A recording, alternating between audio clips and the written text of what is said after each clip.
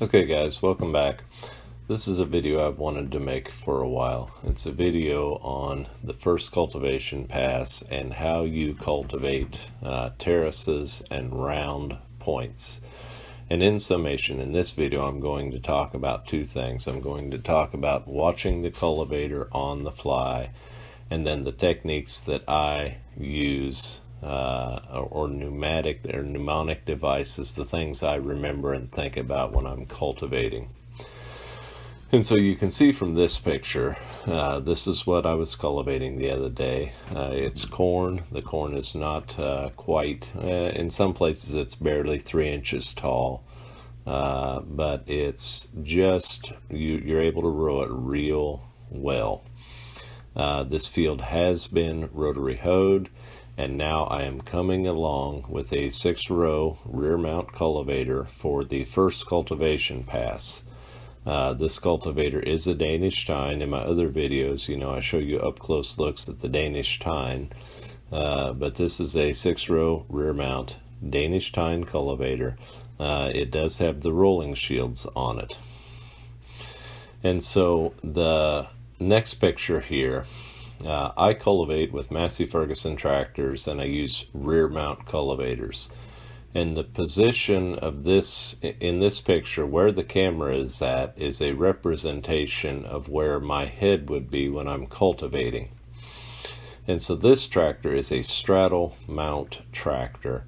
Unlike a John Deere, 4020 or an International, those are platform mount tractors. The Massey Ferguson tractor is a straddle mount, and so you are down straddling the drivetrain. And when you're in that position, your head is where the camera is looking right now. So I find this position useful for a couple reasons. The first reason is there are 2 points that I'm keying off, and the number one point is that front tire there. When my head is in this position, I'm leaning on the right-hand fender, but I can also turn around backwards very quickly, turn my head 180 degrees, and look down and see where the cultivator is tracking. And so now I'm going to show you 2 clips of the tractor running. And it was so windy the day that I filmed this. This is a voiceover that I'm doing later, but I'm going to voice over the action. And so I'm going to start the film here. I'm looking at the row and I'm making sure that it's tracking. I'm showing you the start of this terrace here. There's a look at the tractor. There's a look at where I've got to go.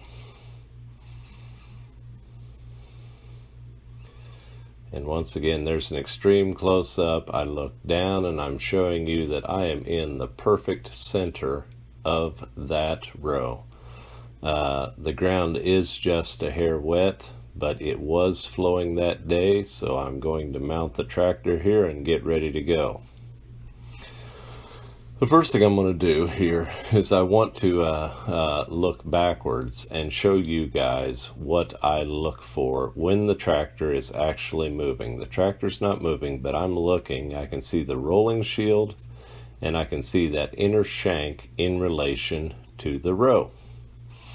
And there is my front tire. So I'm keying off those points: the front tire, that right hand inner rolling shield, and that shank. I'm going to start the tractor now, and I'm going to pull forward. And basically, see how the tire, that front tire, is at the right hand side of the row. So when you're doing corners like this or sweeping turns, you hang to the outside of the turn. Now I'm transitioning back to the center of the row in that straight part of the row. And now, since the row is curving to the right, I am going to hang to the left. So that front tire, as I enter that turn, see that front tire crawling to the left? And by hanging wide on the turn, I am able to negotiate that turn and not plow out. That turn goes on for a little bit. There, I'll look back and show you that I didn't plow out any of that little bitty corn. in that circular portion of the field. Looks pretty good. So the next thing here is that I'm going to show you is a view of the terrace. And so this is the there's the front of the tractor. I dismounted the tractor, I walk around, and I look back. I want to show you how steep this terrace is here. See where the front tire is at in relation to the row? And then when we go back to the row, you see the cultivator is tracking true. So when you cultivate the hill and you're on a hill, you crowd to the upside of the hill when you have a rear mount cultivator. In looking down there a little bit, you saw that this cultivator has guide fins on it. But even with guide fins, you need to be able to crowd up the hill. And so those were the couple points that I wanted to share with you guys, and I wanted to show with you real briefly.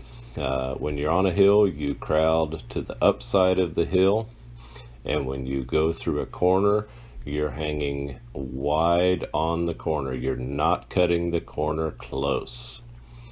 Thanks for watching, guys.